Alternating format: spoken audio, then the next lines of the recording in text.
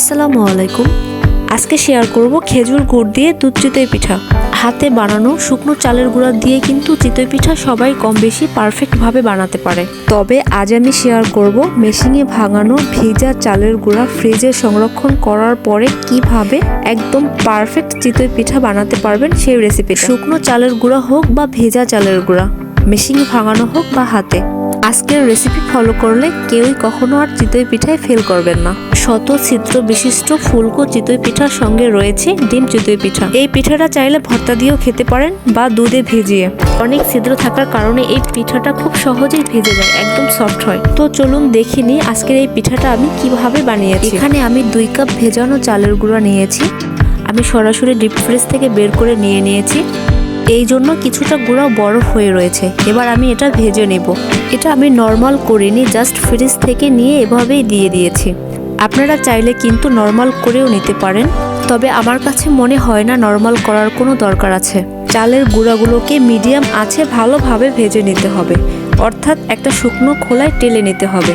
Medium আঁচে 4 থেকে 5 minute ভেজে নেওয়ার পরে দেখবেন এটা হাত দিয়ে ভালোভাবে ধরা যায় না, এতটাই গরম হয়ে যায়। এই পর্যায়ে 1 কাপ পানি অ্যাড করে দিচ্ছি। এখানে কিন্তু নর্মাল ঠান্ডা পানিটাই ব্যবহার করেছি। তবে এখানে আপনারা যদি শুকনো চালের গুঁড়া দিয়ে পিঠাটা বানাতে চান তবে ভেজে নেওয়ার কোনো দরকার নেই, আর অবশ্যই কুসুম গরম পানি অ্যাড করতে হবে। 1 কাপ পানি দেওয়ার পরে কিছুটা মথে নিয়েছি। এটা একটু ভালোভাবে সময় নিয়ে মথে নিতে হবে। এভাবে মথে নিলে পিঠাটা অনেক সুন্দর হবে। তবে মথে না নিলেও পিঠাটা ভালো হবে, তবে আমরা সবাই চাই সব কিছু যাতে একটু বেশি পারফেক্ট হয়। তাই এটাকে আমি 1 থেকে 1.5 মিনিট ভালোভাবে মথে নিয়েছি। এবার 5 মিনিটের জন্য রেস্টে রেখে দেব। আর এভাবে 5 থেকে 10 মিনিট রেস্টে রেখে দিলে খুব ভালোভাবে ভেজে যায় আর পিঠাটা হয় একদম ফোমি আর স্পঞ্জি। 5 মিনিট পরে পরিমাণ মতো লবণ দিয়ে দিচ্ছি আর অ্যাড করে দিচ্ছি আরও 1/2 কাপ পানি। এখানে 2 কাপ চালের গুঁড়ার সঙ্গে 1.5 কাপ পানি লেগেছে মোটমাট। পানিটা দেওয়ার পরে আমি ভালোভাবে একটা পাতলা ডো তৈরি করে নিচ্ছি। আমার ডোটা কিন্তু পুরোপুরি তৈরি হয়ে গিয়েছে পিঠা বানানোর জন্য। আমি একটা চামিচের সাহায্যে আপনাদেরকে ঘনত্বটা একটু দেখিয়ে দিচ্ছি। তবে এটা যদি শুকনো চালের গুঁড়া হয় তাহলে কিন্তু পানি আর একটু বেশি লাগবে। 2 কাপ চালের জন্য 2 কাপ পানি লাগবে।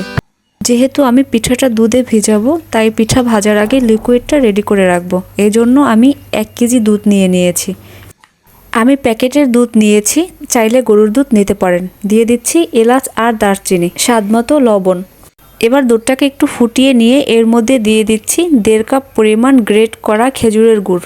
আর চেষ্টা করবেন গ্রেট করে বা একটু থেতলে দিতে, কারণ গুড়টা অনেক শক্ত থাকে, যেটা দুধের সঙ্গে মিশতে অনেকটা সময় নেয়। এবার দুধ আর গুড়টাকে 5 থেকে 7 মিনিট জাল করে একটু কমিয়ে নিয়েছি। যদি নারকেল ব্যবহার করতে চান এই পর্যায়ে নারকেলটা দিয়ে দিতে হবে। এবার চলে যাচ্ছি পিঠা ভাজার জন্য। সবাই আমরা কম বেশি দই খাই বাজার থেকে কিনে। দইয়ের যে পাত্রটা থাকে আমি সেই পাত্রের মধ্যেই আজকে চিতই পিঠাটা বানিয়ে দেখাবো।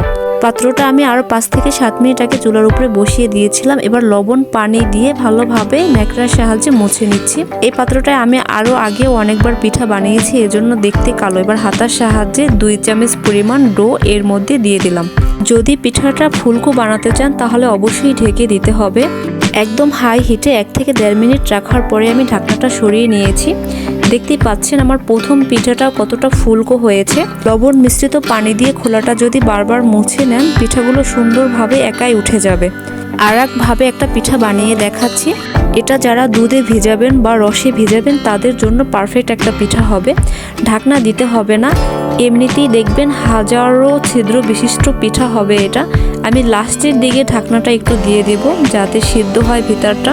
তবে এই পিঠাটা আপনারা গোশের সঙ্গে বা ভর্তার সঙ্গেও খেতে পারেন। দেখতেই পাচ্ছেন পিঠাটা কত সুন্দর হয়েছে। এবার আমি তুলে নিচ্ছি, খুব সহজেই উঠে যাচ্ছে।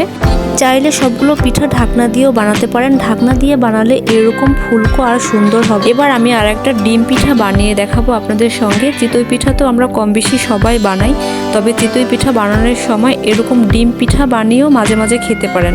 আর এটা বানানো একদম সহজ। জাস্ট ডোটা দেওয়ার পরে শুধু একটা ডিম ফাটিয়ে উপরে দিয়ে দিতে হবে। ডিমটা দেওয়ার পরে একটু লবণ ছিটিয়ে দিয়ে ঢাকনা দিয়ে দিতে হবে। 30 সেকেন্ড পরে একটু ঢাকনাটা সরিয়ে দেখাচ্ছি দেখতে কীরকম হয়েছে। এখনও কিন্তু কুসুমটা কাঁচা রয়েছে। আবারও ঢাকনা দিয়ে 1 থেকে 1.5 মিনিট আমি রান্না করে নিয়েছি। এবার পুরোপুরি পিঠাটা হয়ে গিয়েছে। খুন্তির সাহায্যে আমি তুলে নিচ্ছি। খুব সহজেই কিন্তু পিঠাটা উঠে গিয়েছে, দেখতেই পাচ্ছেন। খুব সহজে বানিয়ে নিয়েছি ডিমের চিতই পিঠা। এরকম 3 থেকে 4টা ডিম পিঠা আমি এমনিতেই খাওয়ার জন্য বানিয়েছি, আর বাকি পিঠাগুলো আমি খুব ফুলকোভাবে বানিয়েছি দুধে ভেজানোর জন্য। শীতের সময় খেজুরের গুড় আর দুধের সঙ্গে এই পিঠাটা ভিজিয়ে খেতে দারুণ টেস্ট হয়ে থাকে। ভাজতে ভাজতে গরম অবস্থায় কিন্তু আমি পিঠাগুলো এক এক করে দুধে ভিজিয়ে দিয়েছিলাম। দেখতেই পাচ্ছেন আমি সবগুলো পিঠা এভাবে দুধে ভিজিয়ে নিয়েছি। 5 থেকে 6 ঘন্টা রেস্টে রেখে দিলেই সুন্দর একটা সফট পিঠা হয়ে যাবে। তবে আমি সারা রাত রেখেছিলাম, এজন্য পিঠাগুলো বেশি সফট হয়ে গেছে। আমি একটা উঠিয়ে দেখাচ্ছি। সারা রাত ভিজিয়ে রাখার জন্য পিঠাটা একটু বেশি নরম হয়েছে, এজন্য ভেঙে গেছে। চেষ্টা করবেন 5 থেকে 6 ঘন্টা ভিজিয়ে রাখার জন্য। ভিডিওটি ভালো লাগলে লাইক, কমেন্ট, শেয়ার করে পাশে থাকবেন। আল্লাহ হাফেজ।